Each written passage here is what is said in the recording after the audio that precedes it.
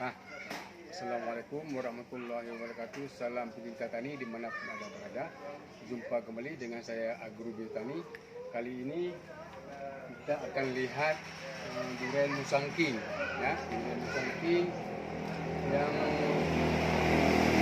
banyak berbuahnya, ya, sudah banyak berbuah.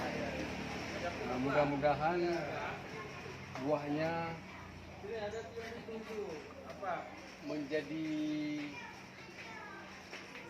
menjadi semuanya, ya, menjadi semuanya, nggak ada yang rontok, ya, nggak ada yang rontok. Tahun yang lalu banyak yang rontok, mudah-mudahan di tahun ini banyak yang jadi, ya. Inilah pohon durian musangking, umurnya masih kurang lebih 5 tahun. Nah, 5 tahun, Adun. Kurang lebih 5 tahun. Nah, ini pohon durian ini di pekarangan rumah, ya, di pekarangan rumah. Kebetulan saya berkunjung di rumah paman saya, ya.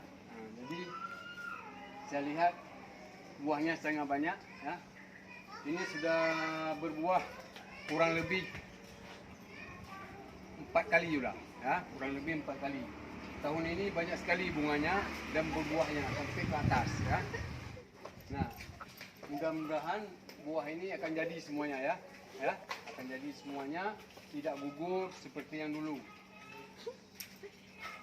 Inilah pohon durian musangking yang ada di Aceh, yang salah satunya tumbuh di pekarangan rumah.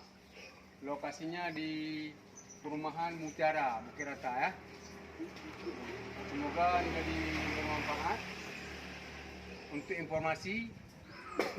informasi, alhamdulillah kita pun menjualkan bibit, baik bibit durian, ya, ada durian musangking, kani, bawor, montong dan sebagainya. Dan kita juga menjual bibit-bibit lainnya. Untuk informasi, Anda bisa informasi di bawah ini, ya, nomor HP ada di bawah ini, ya. Sekian dulu, semoga bermanfaat baik untuk saya sendiri maupun bagi rekan-rekan para petani. Saya akhiri, Assalamualaikum warahmatullahi wabarakatuh.